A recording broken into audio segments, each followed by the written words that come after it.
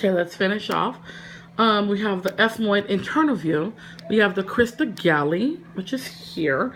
And this attaches to the pleural matter to help secure the brain and its cranial cavity.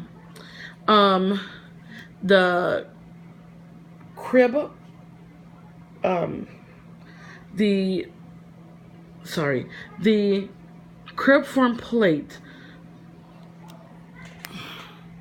is located here, and what passes through those are the olfactory nerves, which is your smelling nerves. Sutures. Okay, so I have to put this back on. Sorry, I'm nervous. Okay, so we have to start with, we have the coronal suture or crown suture. The parietal bone and the frontal bone connects those, and then we have the sagittal. We have the sagittal suture, which is the parietal and the cranial that connects those. Then we have the lambdoid suture.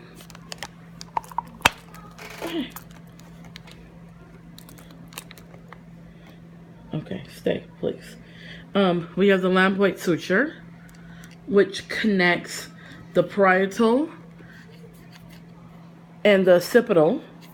And then we have the squamous, which is here, which connects the parietal and the temporal part. And then the facial bones. Okay, here. I think he's kind of situated. I think he's going to fall. Bear with me. Let me... Okay. So now we have the maxil and alveolar process, which is here. Okay, sorry about that. So this is the maxil right here.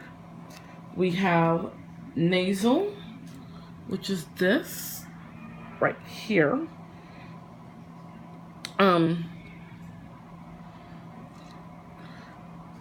Zygomatic, which is located our cheekbone here, and it's asking what two bones form the zygomatic arch: the zygomatic process and the zygomatic bone.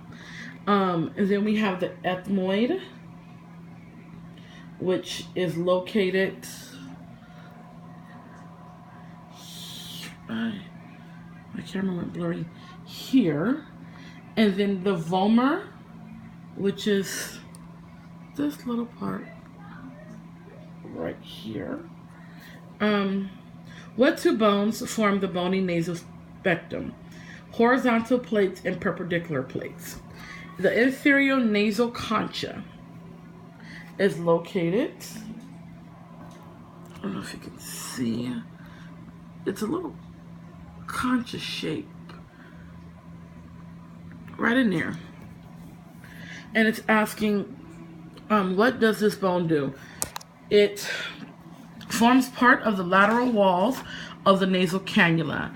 And then we have the mandible, which is this bone. Oh, okay, hope I didn't break it. Right there.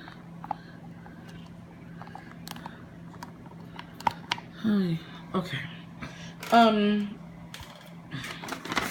Let's see here. So this is the body.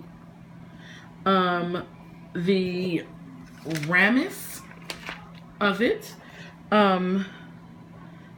is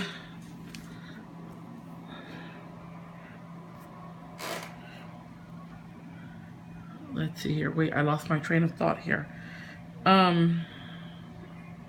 What am I doing here? The ramus. Okay, sorry about that. The ramus is here. The mandibular condyle. I have this numbered so I can remember. Mandibular condyle, excuse me, is this part right here. And then there's the mandibular notch,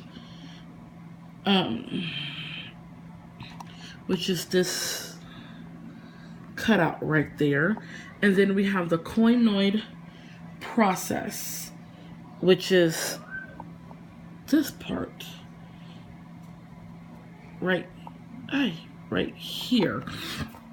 The vertebral column.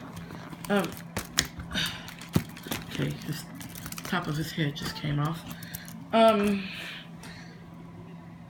So point out the four curves of the adult vertebrate column, which two are primary, which two are secondary. So we have the cervical, we have the thoracic, we have the lumbar, and we have the sacral. The thoracic is primary, and the sacral is primary. The cervical is secondary. The cervical is secondary, and the lumbar is secondary. Meaning, in the womb, the only thing we had was the thoracic and the cervical part of our spine. Those were the primary spines to form, and then the other two came secondary. So then the cervical vertebrae, it was taught in the book, Remember the Times of the Meals, 7, 12, and 5.